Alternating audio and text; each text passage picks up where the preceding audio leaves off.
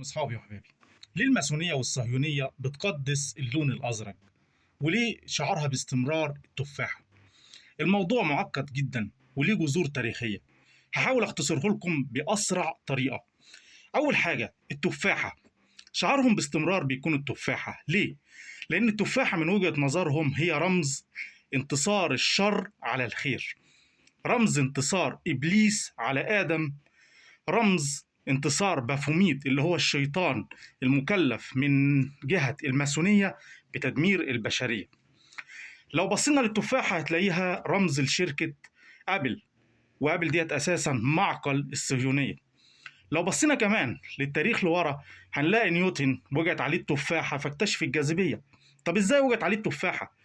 وأصلا ما كانش فيه زراعة تفاح في انجلترا لحد سنة 1900. لحد دلوقتي هنا في ليفربول مفيش زراعة للتفاح إلا بنسبة قليلة جدا، وبيعتمدوا كل حاجة على التصدير. طيب اللون الأزرق، ليه بيقدسوا اللون الأزرق؟ لو بصينا في حرائق كاليفورنيا اللي حصلت ظهر فيها شعاع أزرق. لو بصيت على تويتر هتلاقي لونه أزرق. لو بصيت على الفيسبوك هتلاقي لونه أزرق. لو بصيت على علم إسرائيل هتلاقي اللون الأزرق. المملكة المتحدة اللون الأزرق. أمريكا العلم بتاعها برضه هتلاقي اللون الأزرق. طيب ليه؟ لأن من وجهة نظرهم إن الست أسر الحاكمة بالنسبة لهم في ست أسرات حاكمة في العالم كله، بيسموا نفسهم أصحاب الدماء الزرقاء. ليه؟ لأنهم شايفين نفسهم عرق أعلى من كل الأعراق التانية اللي موجودة على الأرض. هم بيبصوا لنفسهم إن إحنا أفضل ناس، أحسن ناس. هم بطبيعة الحال بيض زيادة عن اللزوم، فالشخص لما يكون أبيض زيادة عن اللزوم بتظهر عروجه باللون الأزرق على إيديه.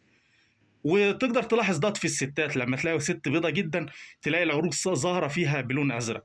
فهم بيسمي نفسهم أصحاب الدماء الزرقاء نسبة للعروج الزرقاء اللي طالعة دي.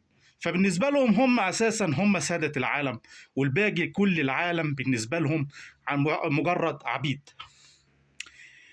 علشان كده هم بيقدسوا اللون الأزرق. كمان التفاحة في فترة الحرب العالمية الثانية في واحد قدر يكتشف الشفرة اللي بتبعت بيها ألمانيا مراسلاتها.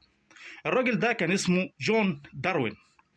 جون داروين ده أساسا كان مش عارف انتوا بتقولوا مثلي، اصل انا بحب اقول اللي هو بسكليت او بيتركب يعني بمعنى اصح.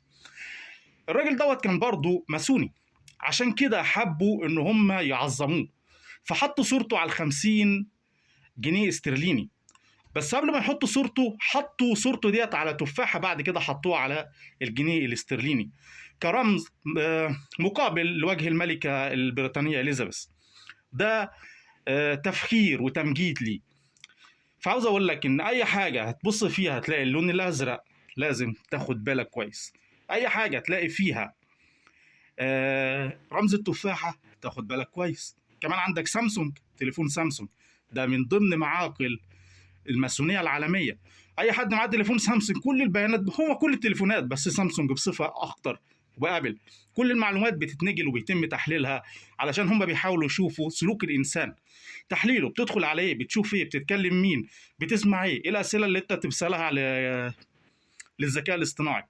وده سبب تقديسهم للون الازرق وسبب تقديسهم للتفاحه، رمز انتصار ابليس عندهم او اله النور بتاعهم على الخير او على البشر او على ادم كصوره رمزيه للبشريه. السلام عليكم اصحابي واحبابي.